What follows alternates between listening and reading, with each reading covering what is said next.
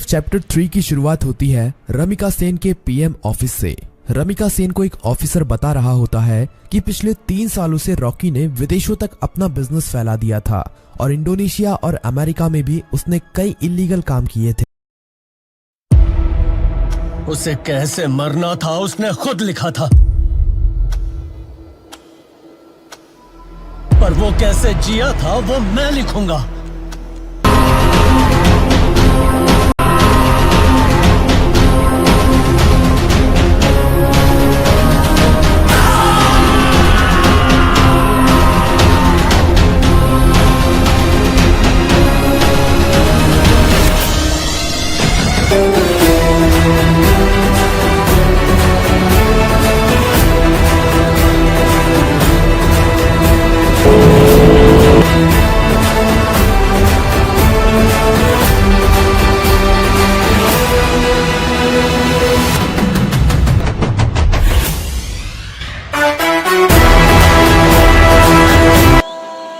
क्योंकि उसकी समाधि तक खुद के पैरों के निशान होंगे। उस दिन 2 घटनाएं घटी, वो जगह भी खत्म हो गई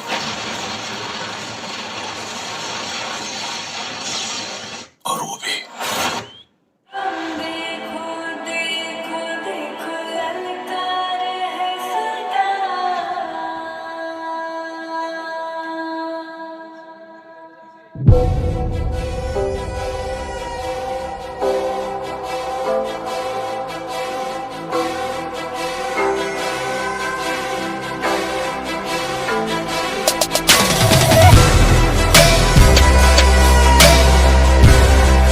पर इंडोनेशिया और अमेरिका में रॉकी के इलीगल काम अभी भी चल रहे हैं।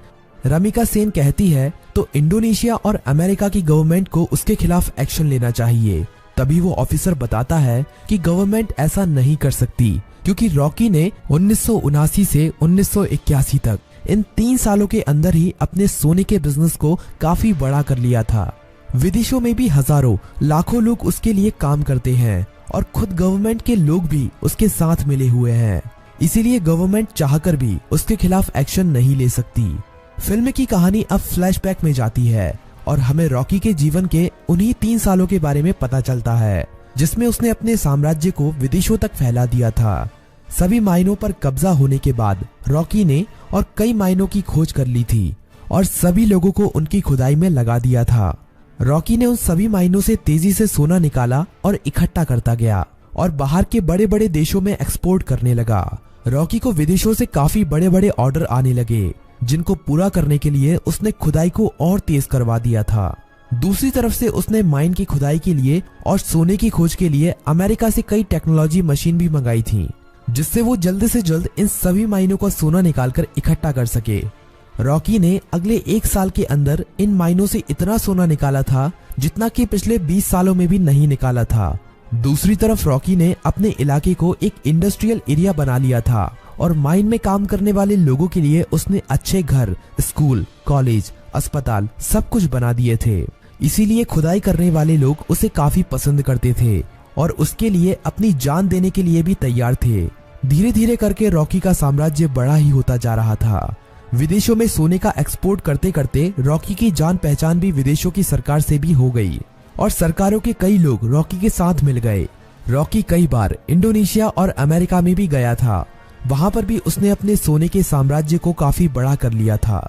इस साम्राज्य को फैलाने में सरकार के कई लोगों ने उसकी मदद की थी और रॉकी ने एक गैंग अपनी इंडोनेशिया में और एक अमेरिका में भी खड़ी कर ली थी और रॉकी ने इन गैंग के लिए अपना एक एक लीडर भी बना लिया था और रॉकी उन सभी का राजा बन गया था। इस तरह से रॉकी ने अपने साम्राज्य को विदेशों तक फैला दिया था।